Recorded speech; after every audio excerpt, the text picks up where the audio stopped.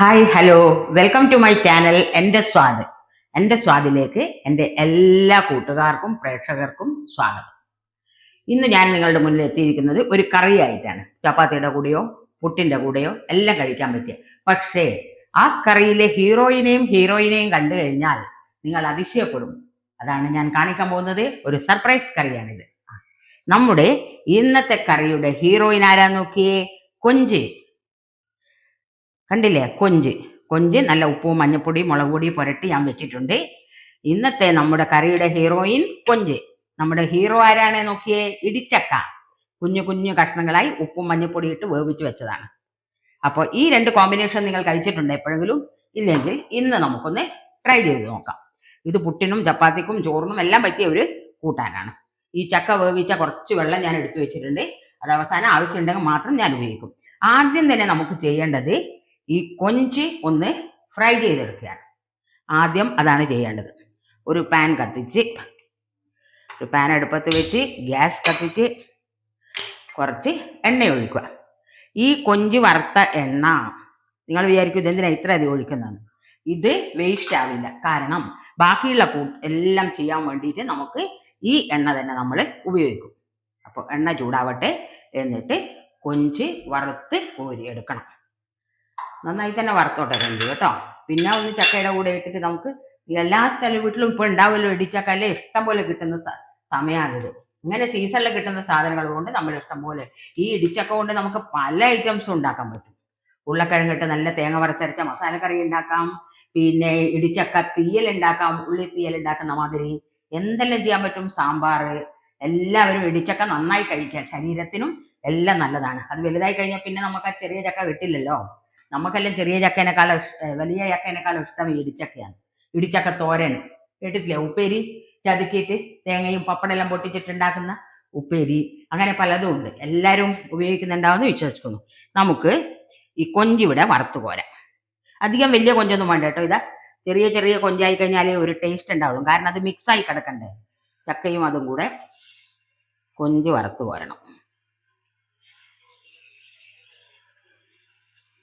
ഈ എണ്ണ കളയേണ്ട ആവശ്യമില്ല, പക്ഷേ അത് കരിഞ്ഞൊന്നും പോകരുത്. അതുകൊണ്ട് ശ്രദ്ധിക്കണം ഈ എണ്ണ.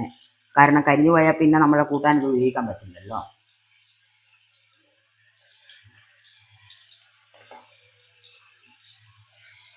കൊഞ്ച് ആവട്ടെ.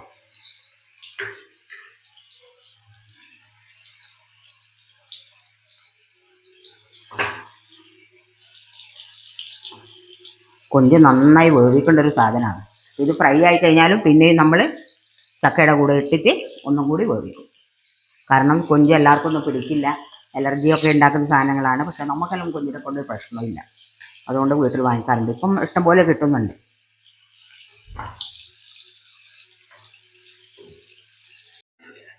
ആദ്യത്തെ പ്രാവശ്യത്തെ കുറച്ച് കൊഞ്ചുണ്ട്, അത് ആയിക്കഴിഞ്ഞു, ഫ്രൈ ആയിക്കഴിഞ്ഞു. അത് നമുക്ക് മാറ്റി വെക്കാം. ഞാൻ ആദ്യമായിട്ടാണ് ഒരു നോൺ വെജ് കാണിക്കുന്നത് എനിക്ക് തോന്നുന്നു. ഇതുവരെ ഞാൻ നോൺ വെജ് ഐറ്റം ഒന്നും കാണിച്ചിട്ടില്ലല്ലോ. ഞാൻ ആദ്യമായിട്ട് കാണിക്കുക. ഇനി ബാക്കിയുള്ള കുറച്ചുകൂടി വറുത്തെടുക്കാം.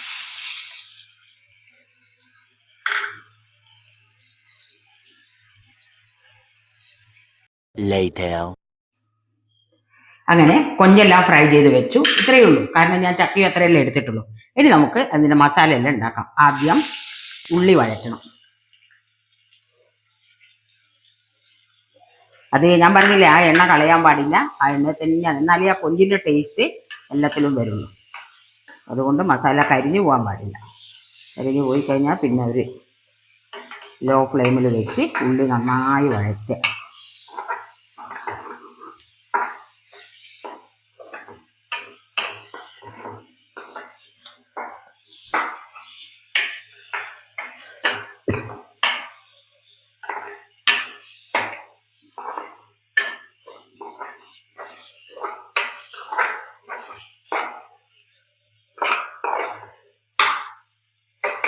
ഈ എണ്ണയാകുമ്പോൾ എന്തായാലും നമുക്കൊരു ടേസ്റ്റ് കിട്ടും.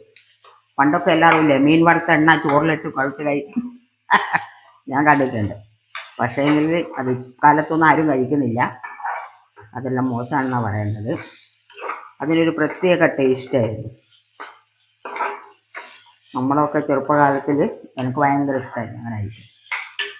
അപ്പം ഉള്ളി വഴന്നു കഴിഞ്ഞു. ഇനി ഇഞ്ചി വെളുത്തുള്ളി പേസ്റ്റ്.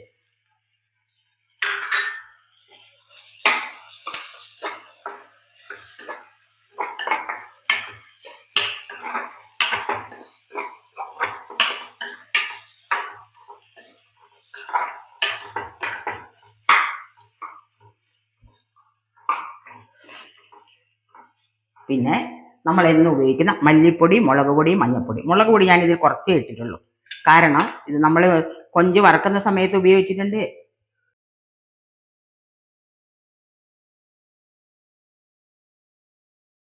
ഉപയോഗിക്കുന്ന സമയത്ത് നമ്മൾ കൊഞ്ച് ഉപയോഗിച്ചിട്ടുണ്ട് മുളക് പൊടി. അതുകൊണ്ട് ഇതിലിപ്പം മുളക് പൊടി കുറച്ചാണിട്ടത്. മുളക് പൊടി, മല്ലിപ്പൊടി, മഞ്ഞൾപ്പൊടി, ഇത് മൂന്ന് മസാലകൾ. അങ്ങനെ ഇത് ആയി. ഇനി ചക്ക ഇട്ടിട്ട് നമുക്ക് നന്നായി ഒന്ന് ഇളക്കാം. ചക്കയിൽ പിടിക്കണം ഈ കൊഞ്ചിൻ്റെ എല്ലാ എണ്ണയും മസാലയെല്ലാം ചക്കയിൽ നന്നായി പിടിക്കട്ടെ. അല്ലെങ്കിൽ ചക്ക ഇങ്ങനെ മഞ്ഞ കളറായിട്ട് അവിടെ കിടക്കും.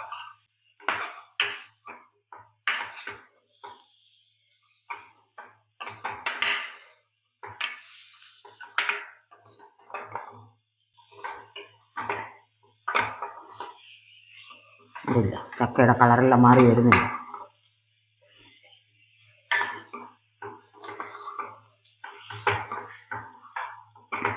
ഇനി നമ്മൾ എന്ത് ചെയ്യണം? ഈ കൊഞ്ച് കൂടി അതിലേക്ക് ചേർത്ത് കൊടുക്കണം. ഇത് വളരെ ഈസി ആയിട്ടുള്ള ഒരു റെസിപ്പിയാണ്. പെട്ടെന്ന് തന്നെ ഉണ്ടാക്കാൻ പറ്റും. ഹസ്ബൻഡെല്ലാം ഓഫീസിൽ പോകുന്ന സമയത്ത് എല്ലാവരും ഉണ്ടാക്കി കൊടുക്കണം. ചപ്പാത്തിയും ഇതിനൊരു പേര് വേണ്ട നമുക്ക്, പ്രോൺ ജാക്ക് ഫ്രൂട്ട് കറി,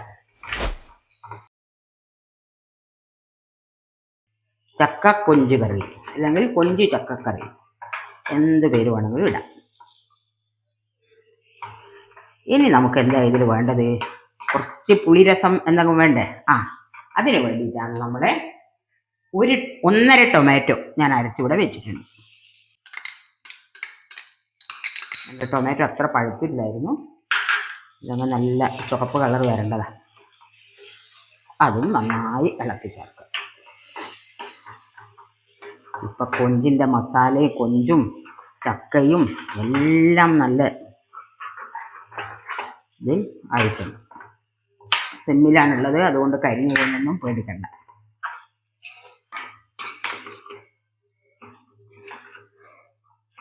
ഉപ്പിൻ്റെ പാകമൊക്കെ നോക്കണം. ഇത് നേരത്തെ കൊഞ്ചിൻ്റെ പുരട്ടി വെച്ചിരുന്ന കുറച്ചിത്. പിന്നെ ഇത് ഞാൻ പറഞ്ഞില്ല നിങ്ങളോട്, ചക്ക വേവിച്ച വെള്ളമാണ്.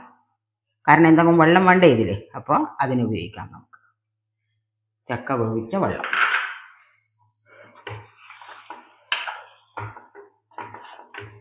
ഇത്ര പെട്ടെന്ന് കഴിഞ്ഞു അല്ലേ? ആദ്യം ചക്കയെല്ലാം വേവിച്ച് വെച്ചുകൊണ്ടാണ് ഇത്ര പെട്ടെന്ന് കഴിഞ്ഞത്. ഇനി എല്ലാം നന്നായി ഒന്ന് പതക്കണം. ഉപ്പ് നോക്കിയിട്ട് മാത്രമേ ഇടേണ്ട ആവശ്യമുള്ളൂ. കാരണം ഇത് എല്ലാത്തിലും ചക്ക വേവിച്ച വെള്ളം ഒഴിച്ചില്ലേ, അതിലെല്ലാം ഉപ്പുണ്ട്. നന്നായി ഒന്ന് പതക്കട്ടെ, തിളക്കട്ടെ. തിളച്ച് വരുന്നവരെ നമുക്ക് വെയിറ്റ് ചെയ്യാം. A few moments later. അങ്ങനെ നമ്മുടെ കറി റെഡി ആയിരിക്കുന്നു. ഇത്ര എന്തായാലും വേണം, കാരണം ഇത്ര വെള്ളം വേണം. നല്ല കുറുകി ഇരിക്കുന്നുണ്ട് കൊഞ്ചും ചക്കയും. ഇനി ഗ്യാസ് സ്റ്റവ് ഓഫാക്കി നമുക്കൊരു പാത്രത്തിലേക്ക് സെർവ് ചെയ്യാം.